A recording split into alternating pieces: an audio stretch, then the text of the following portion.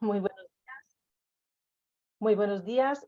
Hoy tenemos la segunda charla sobre, en el curso de formación continuada de imagen fetal y tenemos el placer de contar con el doctor Roberto Llorens Salvador.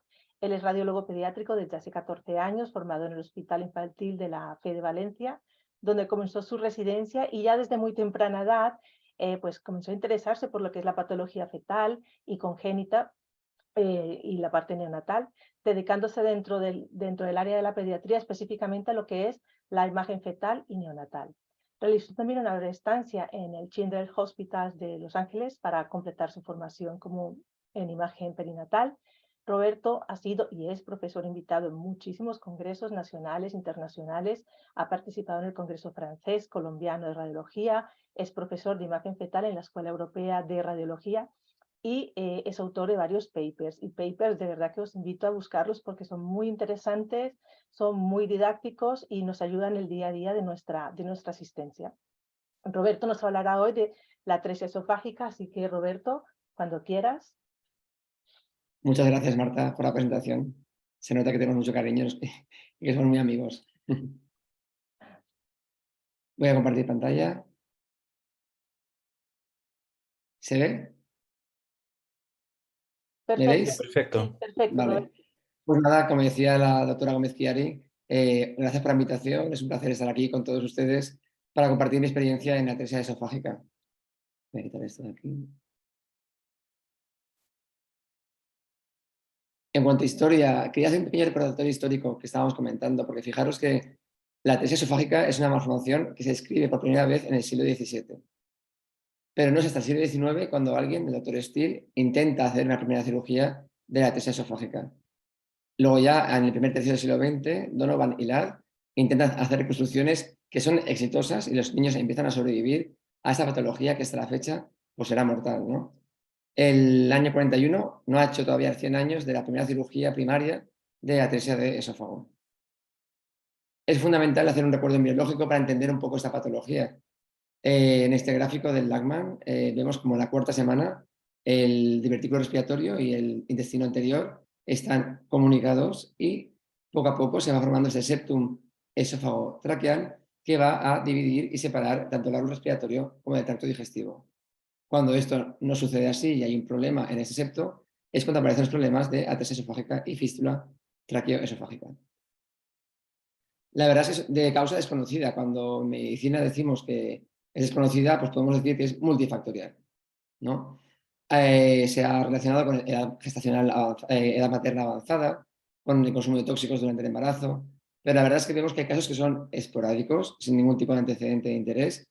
Hay otras atresias que son asociadas a síndromes, sobre todo de la 21, la trisomía 21 y la trisomía 18, y como veremos en la charla, es bastante frecuente que se asocien a otras malformaciones, como es la asociación Bacter o incluso en Charge. Y bueno, aquí os pongo un gráfico de un artículo muy reciente en el que se está viendo ya o intentando estudiar qué señales moleculares y qué genes nos están implicando en esta patología.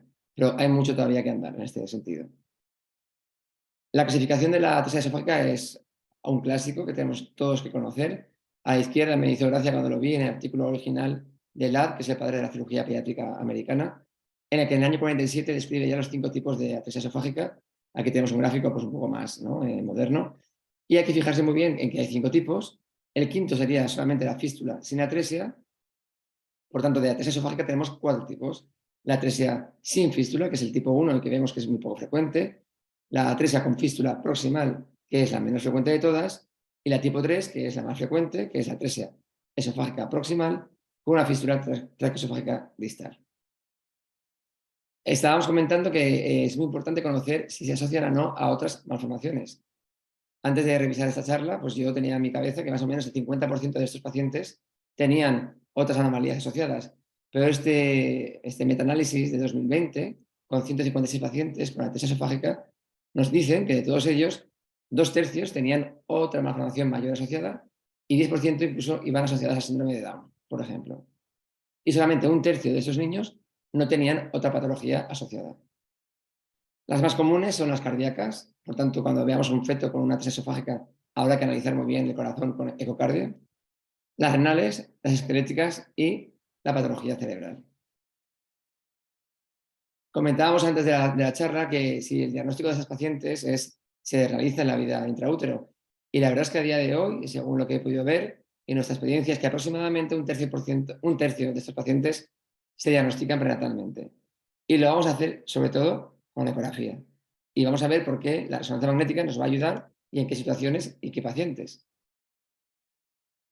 Hablamos también de lo fundamental que es cuando tratamos patología compleja, malformativa, intraútero, de hacerlo en un contexto o en un grupo multidisciplinar en medicina perinatal.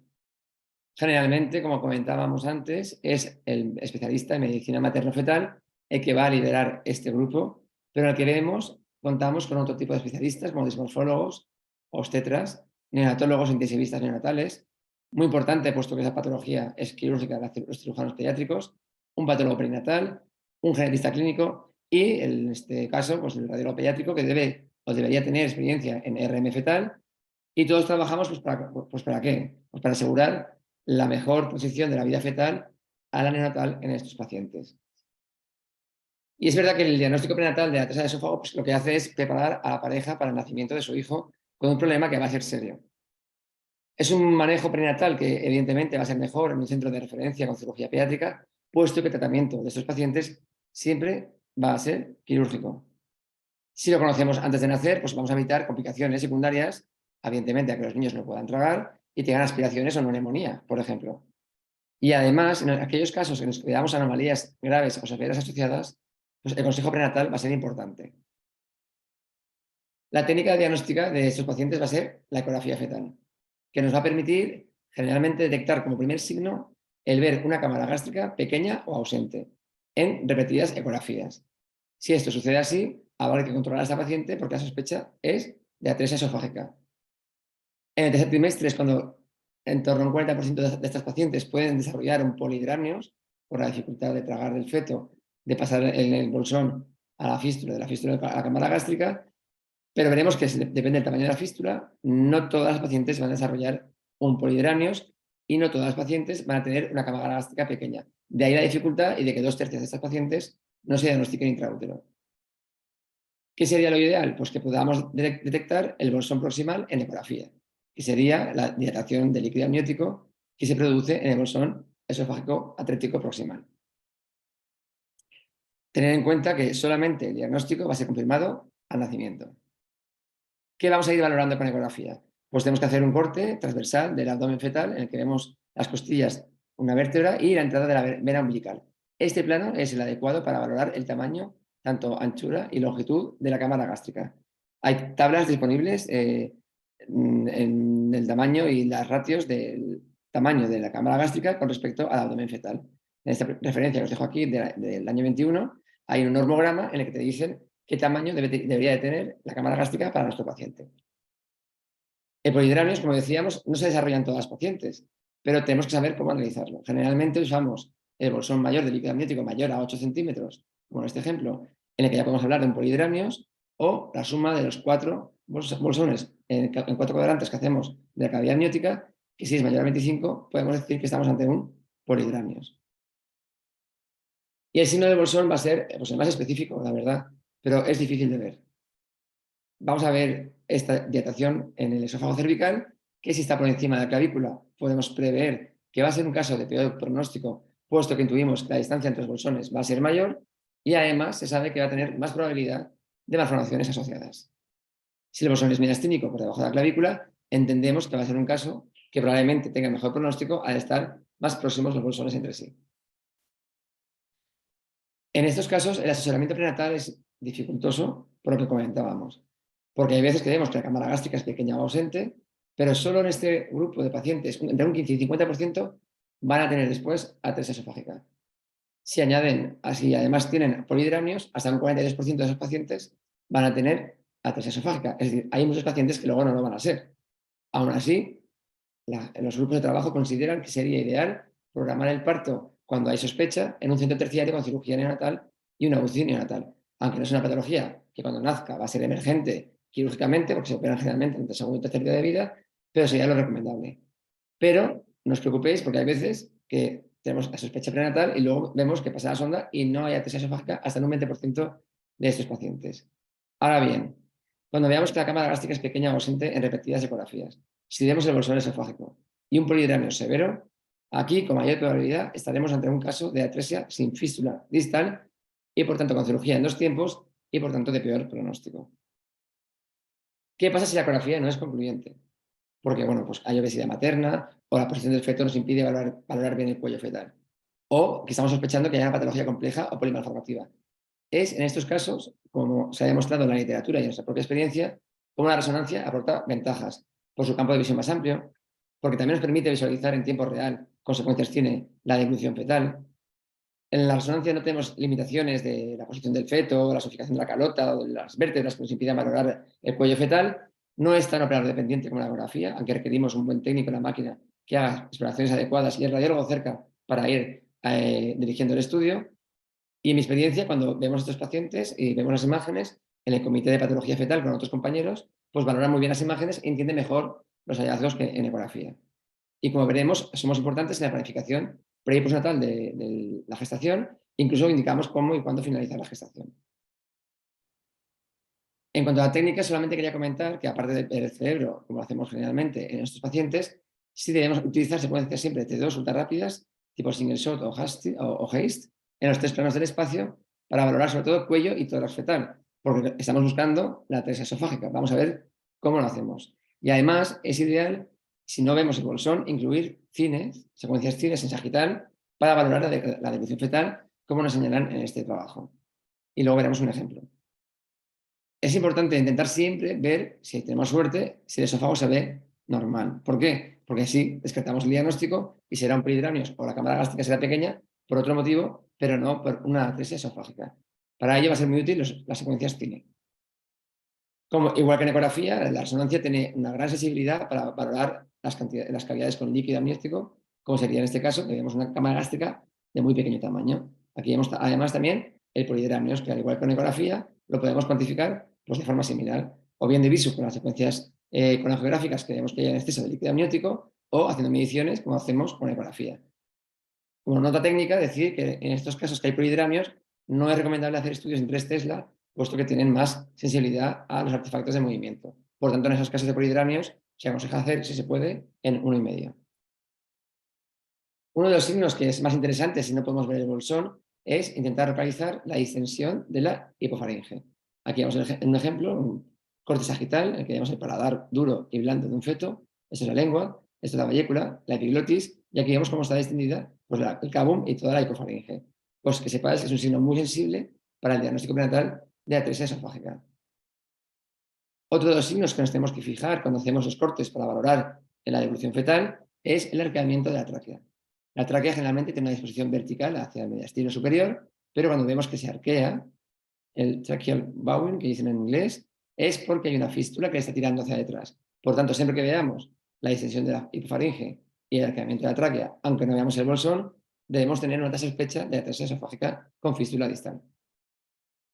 Pero idealmente, yo cuando hago estudios de RM dirigido a descartar atresia de esófago, pues lo que todo el mundo quiere ver es el bolsón esofágico, pero no siempre lo vamos a ver.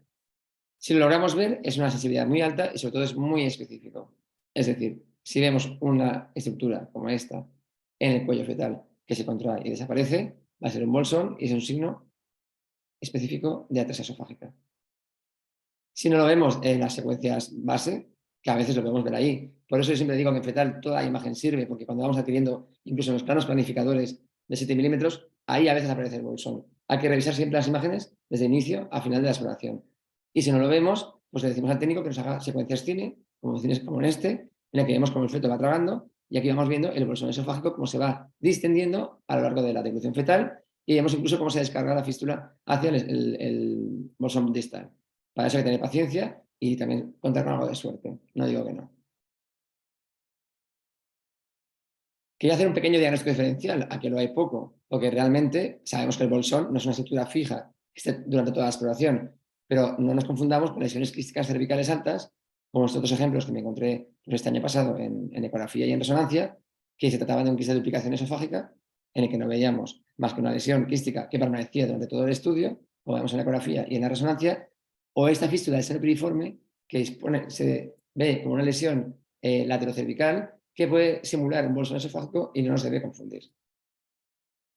Pero, ¿qué más debemos buscar? Aparte de bolsón, tenemos que buscar otras anomalías. Estábamos comentando que hasta 2/3 tienen anomalías asociadas. Por tanto, siempre debemos incluir el estudio del cerebro fetal, el estudio del tracto digestivo, con las secuencias potenciales en T1 para valorar el meconio, y estudios como este de cronografía fetal en 3D. También valoramos la patología renal. Ahí utilizamos también la difusión en caso para localizar o ayudarnos a localizar riñones ectópicos, por ejemplo, y también para ver si son displásicos o no. Y luego hay secuencias que podemos ver, como en este caso de una hemivértebra, aunque son, para mi caso, más difíciles de detectar. Ahora veremos algún ejemplo de que a veces no las vemos intraútero. Pero es verdad que también hay que valorar siempre el corazón, las estructuras cardíacas, porque son la patología más frecuentemente asociada a estos pacientes. En mi centro, por ejemplo, el estudio cardíaco lo realizan los cardiólogos pediátricos con ecocardio fetal avanzada para el mejor asesoramiento de estas pacientes. Y bueno, pues ya llega el momento del nacimiento. Si hay sospecha, pues se mete la sondita al nacimiento y se realiza una radiografía. En este caso vemos la sonda que está parada en el bolsón proximal y vemos que no hay aireación en el abdomen neonatal porque no hay una fístula asociada. Sin embargo, frecuentemente, porque sabemos que es el caso más frecuente, veremos que el bolsón esofágico está aquí con la sonda hasta su extremo, pero vemos como hay aireación normal tanto de la cámara gástrica como de las ayunales, porque esto es lo más frecuente.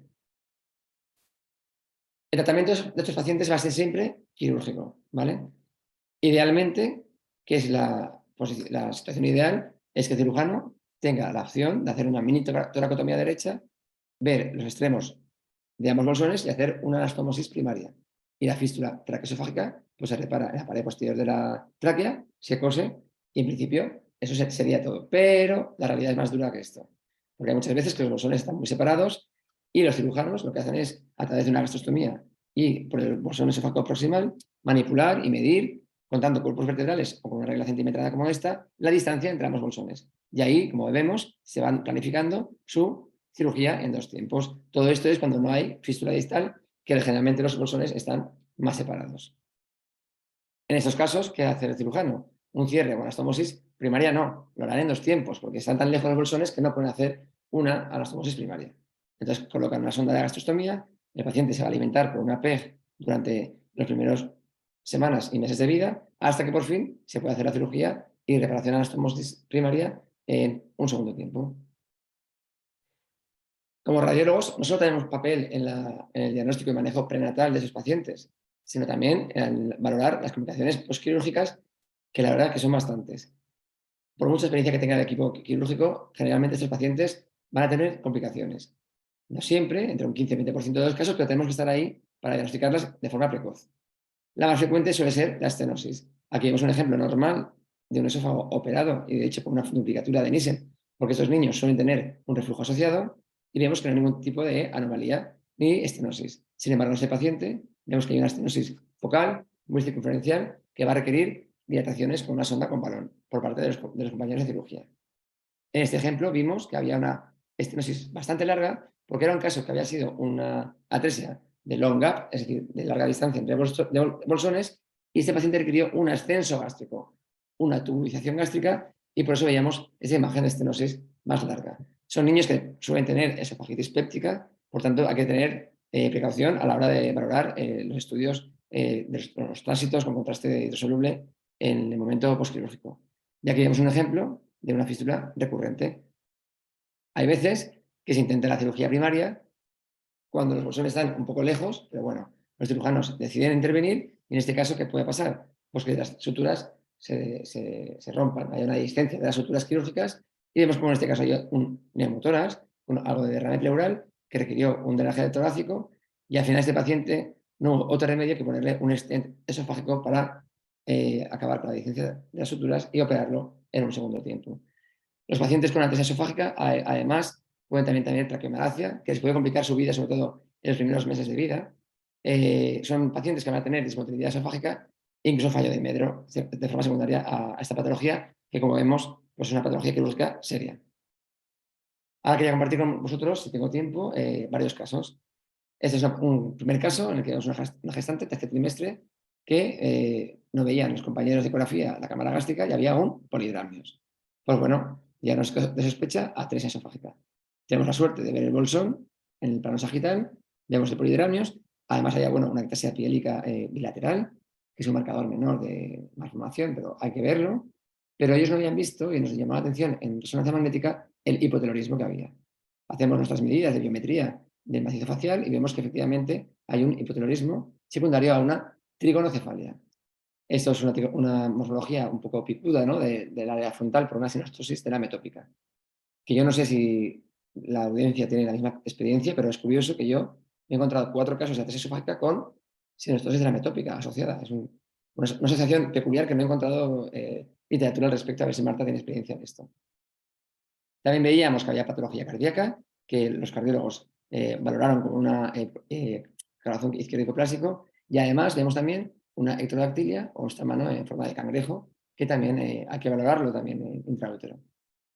El paciente nació, aquí vemos que era una atresia, que se confirmaba sin fístula distal. Vemos la sonda que le había rebotado en el bolsón y estaba aquí arriba en la orofaringe. Vemos esta mesocardia por la cardiopatía. Vemos en el mismo momento que hacemos la ecografía para valorar cerebro y patología abdominal asociada y de canal vertebral, no nos olvidemos que estos niños hay que valorar también siempre canal vertebral.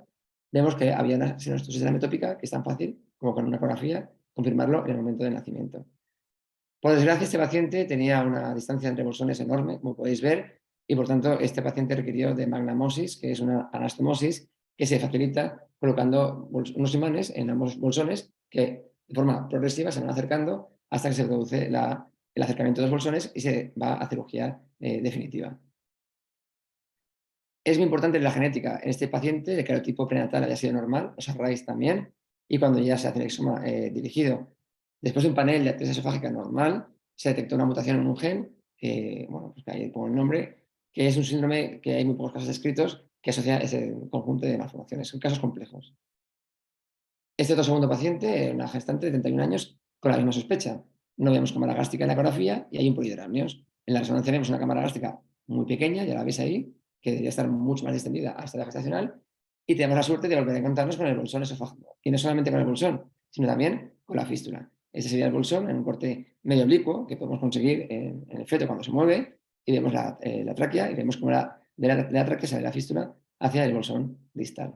Este paciente nació y se trataba de una atresia con fístula distal, la tipo 3, acordaros, la más frecuente. Y vemos aquí otro caso. En este caso, no veíamos el bolsón, no lo veíamos, pero veíamos el signo de la ecofaringe distendida. Hasta que después, revisando las imágenes, por suerte veíamos también el bolsón esofágico. Por tanto, signo específico de atresia esofágica. Este paciente nació, se confirmó que era una tipo 3. Este es el tránsito que le hicimos de control cuando el niño tenía 6 años de vida. Y fijaros que en este caso lo que asociaba era una hipoplasia pulmonar izquierda. Aquí vemos la imagen de correlación de la resonancia prenatal con el TAC postnatal. No tenía cardiopatía estructural asociada, simplemente era una hipoplasia de la arteria pulmonar y del pulmón izquierdo. Y el paciente hoy en día está sano y tiene 8 años. Este otro caso es un ejemplo de lo que estábamos comentando. Siempre la importancia de revisar tranquilamente luego en la estación de trabajo todas las imágenes una a una, porque en una de ellas veíamos esta imagen, digo, esta imagen podría ser perfectamente un bolsón que está colapsado. Vamos a decir al técnico que insista y por suerte el feto hace un buen trago, como veis aquí la lengua se va hacia atrás y enseguida repetimos la imagen y vemos que el bolsón se ha distendido. Por tanto, diagnóstico de atresia esofágica, que en este caso también era una tipo 1 sin fístula. En ese otro caso, como comentábamos, era un caso que llamaba la atención otra vez la morfología de la cabeza, picuda que llamo yo, que es la trigonocefalia, que se dice de verdad, y de nuevo por una sinostosis de la metópica. Como vemos aquí en la imagen transversal en la que vemos el engrosamiento, ¿no?, de la carota craneal. Vemos aquí la cámara gástrica de pequeño tamaño y también tuvimos la suerte de ver el bolsón y ver cómo la tráquea está arqueada porque hay una fístula que la retrae hacia atrás. Fijaros que en este caso, yo revisando las imágenes ya había visto la imagen en un corte transversal. Estos que hacemos transversales de cerebro, en el último corte ya habíamos visto el bolsón. Por tanto, muy atentos siempre a todas las imágenes. Y además, este niño tenía un canal AV, como cardiopatía asociada. Este ejemplo es el caso 6. Vemos que no solamente llamaba la atención al compañero de materno-fetal el pequeño tamaño de la cámara gástrica y el polihidramio, sino además un cuerpo calloso pequeño. Siempre tenemos que valorar el feto en estos casos en su conjunto. Había una ventriculomegalia, como podéis ver aquí, con los ventrículos laterales dilatados, y como siempre digo, hay que ver todo en fetal. Fijaros que aquí, contando los deditos, pues solo le veíamos 4 dedos, nos falta uno. Nace la paciente y vemos que tiene una atresia con fístula distal, como podemos ver en el control radiológico postnatal. Esta ecografía se hace nacimiento y tiene una correlación con la resonancia prenatal. Y en este caso veíamos que tenía 4 ejes en cada mano y además una hipoplasia de radio en un caso de anemia de Fanconi, con este control que hicimos de resonancia con la disgenesia típica callosa de estas pacientes. Ese otro caso, vemos que no veíamos el bolsón, pero había un polihidranio severo, no había cámara gástrica. ¿Y qué nos sirve mucho? La distensión de la hipofaringe. Acordaros que cuando se mantiene en el tiempo esto no es normal y es un signo muy sensible de atresia esofágica. Siempre recordar los T1 para valorar la presencia de meconio normal en la ampolla rectal, puesto que acordaros que en el Bacter, ¿no?, a las partes de anomalías vertebrales pueden asociar patología de colon y anorrectal, por tanto es muy importante valorarlo siempre. Y en este paciente pues nació y también en una atresia sin fístula, aquí vemos la sonda como da la vuelta en el bolsón proximal, y se hizo una cirugía de Fokker para aproximar bolsones. Como vemos aquí, está la sonda en el bolsón y se va haciendo una cirugía que va aproximando poco a poco los bolsones entre sí. Hay muchas técnicas al respecto, cada equipo quirúrgico decide qué tiene que hacer en cada caso, y aquí vemos el ejemplo una vez reparado el esófago con el tránsito. Por último, quería compartir este caso, que creo que tengo tiempo, que es un caso reciente de este año pasado, una gestante de 45 años que lo derivan de otro centro por un feto polimalformado. Nos decían que tenía atresia duodenal, una agenesia de la narina izquierda y un polihidramnios. Entonces, bueno, realmente el polihidramnios estaba ya justificado por la atresia duodenal, pero quería recordar con este caso que hay casos que se asocian la atresia duodenal, con la imagen típica de doble burbuja, con la atresia esofágica. Por tanto, hay que estar siempre, no contentarnos con buscar la justificación del polihidramnios, sino ir buscando. Y aquí vemos la narina derecha, no estaba a la izquierda, y precisamente cuando esto suceda, tenemos que ver muy bien el cerebro, porque vemos que había el bulbo olfatorio derecho, pero el primer par izquierdo no estaba. También tenía una atresia de Sacoana, y en el plano coronal vemos como la fosa nasal es displásica, vemos la tráquea y vemos aquí que el bolsón de nuevo, que está en este corte coronal al ladito de la tráquea, y por suerte, probablemente facilitado por el reflujo que tenía dado la atresia duodenal, se nos rellenaba de forma retrógrada la fístula traqueoesofágica hacia la carina. Aquí vemos la imagen de doble burbuja de la atresia duodenal y este T1, aunque esté un poco borroso, es una reconstrucción MIP que me gusta hacer para valorar la posición y la distribución del meconio en el marco cólico y vemos como era totalmente patológico en un caso de malrotación intestinal. Por tanto, siempre atento a todo. Pero fijaros que a veces, incluso que buscamos y buscamos, porque como decía mi jefe, el doctor Cortina, siempre que veamos una malformación, hay que buscar una segunda malformación. Y si no la ves, sigue buscando porque suele haber otra. Y en este caso, fijaros que ya tenía muchas malformaciones y no fui capaz de ver esta mi vértebra en el corte coronal. Veíamos que había una discreta actitud escoliótica de la cabeza y del cuello. Y bueno, cuando nació el paciente, veíamos que había una mi vértebra que yo no fui capaz de ver intraútero. Ahí está la radiografía de nacimiento con la atresia esofágica confirmada, con la atresia duodenal. Y en este paciente, la verdad es que fue muy bien. Se operó tanto la atresia esofágica como la duodenal en la misma cirugía. Y este paciente hoy en día está bien, ya que hemos un mi vértebra que no fuimos capaces de ver intraútero, ¿no? Con todo esto, pues ya quería acabar, son 42. Es una malformación severa, mayor, de causa desconocida. Probablemente sea multifactorial, pero cada vez sabemos más de la genética de estas pacientes. Recordaros que siempre hay que buscar otras malformaciones porque hasta 2/3 asocian otras. La más frecuente es la secuencia Bacter, con anomalías vertebrales, cardíacas, anorrectales, traqueosofágicas, renales y en miembros. La ecografía es la clave, ¿no?, porque nos va a ayudar a detectar esa cámara gástrica pequeña o ausente. A veces se puede ver el bolsón con ecografía si somos pacientes e insistentes, y hay que tener cuidado con el polihidramnios que puede aparecer en el tercer trimestre o al final de la gestación. La resonancia nos va a ayudar, ayuda, está demostrado en muchos trabajos y en nuestra experiencia que aporta soluciones bien a las limitaciones ecográficas o bien para detectar el bolsón y otras anomalías asociadas. Por tanto, es una indicación muy reconocida de RM fetal. Y nada, cuando se confirma, ayuda a planificar el manejo perinatal y la evaluación debe ser siempre multidisciplinar. Y nada, tenemos mucho papel tanto en el diagnóstico prenatal como en el consejo perinatal y guiar el tratamiento prenatal de estas pacientes. Y eso es todo, chicos. Muchas gracias por la atención. Roberto, muchísimas gracias. Creo que has hecho un una exposición fantástica de lo que es esta patología. Nos ha quedado muy claro, muy compleja, se integra, ¿no?, muchísimas técnicas, la ecografía, la resonancia y sobre todo el papel de la genética, del conjunto, ¿no?, de polimarformado y lo que tenemos que ir más allá de lo que es un solo hallazgo, ¿no? Me causó curiosidad de lo que comentaste de la trigonocefalia y la atresia esofágica. La verdad es que hemos tenido atresias o en complejos de caos, de Chaos y de muchas cosas, pero con la trigonocefalia no. Y hice rápidamente una búsqueda de un paper que me llamó mucho la atención ahora mismo, y hay algo que se llama el síndrome de Feingold, El que, Feingold. que asocia la trigonocefalia, es como una especie de Bacter, pero con trigonocefalia o con otra alteración de lo que es de una craneosinostosis, y aquí hablan concretamente de una mutación en un protooncogen. O sea que todo esto es muy interesante, que cada Muy vez interesante. vamos, Cada vez aprendemos vamos más, Marta, ¿tú ves? avanzando y avanzando. Voy rápidamente porque hay muchísimas preguntas, Robert, y pues vamos Sí, a comenzar con la primera. En tu bien. experiencia, ¿es posible realizar un informe estructurado de RM fetal para descartar una atresia esofágica? El informe estructurado es el pilar de la RM fetal. No podemos hacer un informe de RM fetal sin un informe estructurado que recoja lo que vamos viendo de todo el paciente. Cada maestrillo tiene su librillo. Yo lo que hago es un estudio, un informe en el que pongo datos clínicos, la técnica que he realizado. Si he realizado, por ejemplo, vídeo de evolución fetal, lo pongo. Y empezamos por el cerebro, raquis, y luego cuello, tórax, abdomen, pelvis, etc. Y efectivamente, cuando la sospecha es muy dirigida de atresia esofágica, pues tenemos que decir si vemos o no vemos el bolsón, si vemos o no la cámara gástrica y si vemos otras anomalías asociadas que vayan a influir en el manejo perinatal de esos pacientes. Efectivamente, es importantísimo el informe estructurado. Gracias. En tu experiencia, ¿los algoritmos de inteligencia artificial pueden ser útiles para el diagnóstico por ecografía y RM de la atresia esofágica?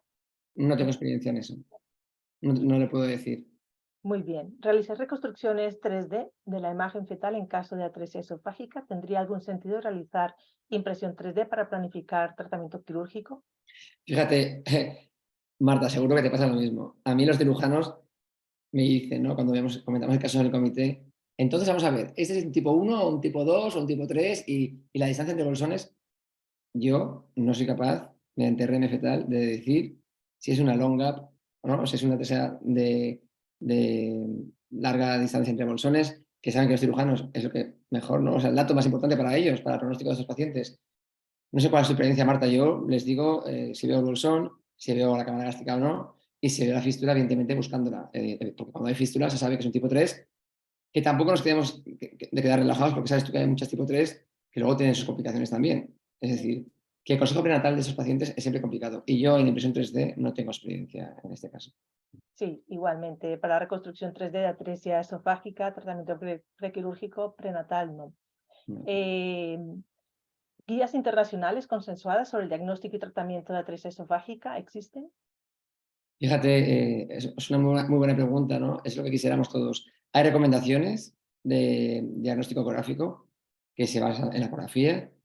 Pero fijaros que hay artículos que te nombran la importancia de la RM, lo que contribuye, ¿no?, en este diagnóstico, y es una de las recomendaciones que, por ejemplo, la ESPR, ¿no?, la Sociedad Europea de Radiología Pediátrica, hace del uso de RM fetal, ¿verdad, Marta?, la evaluación del cuerpo fetal. Ahora que Marta es, ¿no?, junto con la doctora Rebollo, la directora de la Task Force de fetal, pues eso lo sabe bien ella.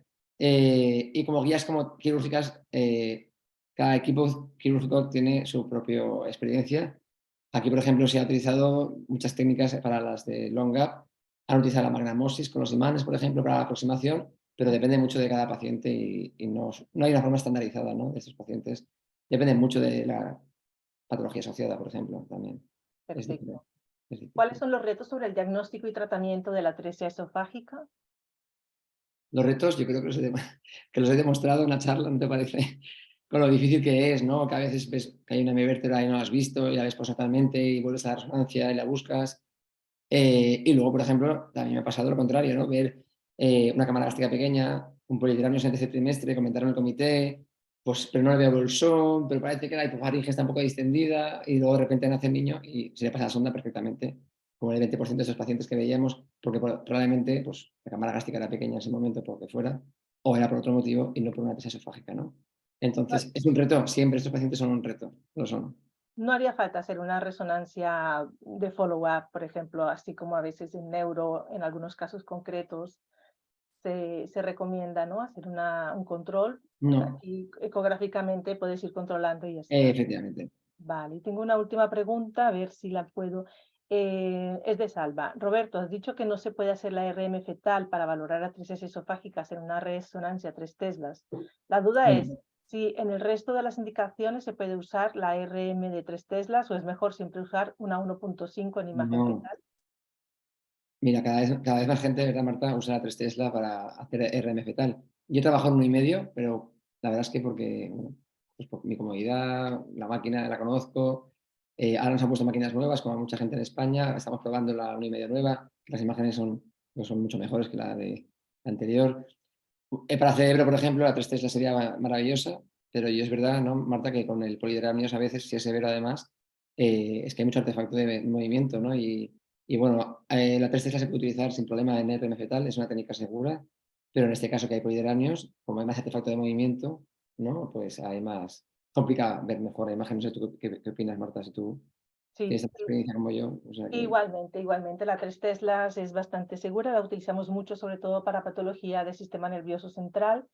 En body, depende, ¿no? También 3 teslas, alguna, mira, en la ESPR, Teresa Victoria nos hizo una charla muy bonita de 3 teslas, 1,5, ¿no? Porque muchas veces ujú, tenemos esta duda y en general, para body, en algunas cosas se ve mucho mejor en la 1.5 para body que en 3 teslas. Y sobre todo, como bien has anotado tú, Robert, en caso de polidramios, movimientos, o sea, cualquier cosa que pueda artefactuar, pues mucho mejor en la 1.5 porque nos va a dar sí, algún tipo de respuesta. efectivamente. Quisiéramos pasarle el testigo a Juan Antonio porque tiene muchas preguntas, algunas preguntas también del grupo de Canarias, así que Juan Antonio, adelante. Ahora os veo. Hola Robert, excelente charla, me ha encantado escucharte.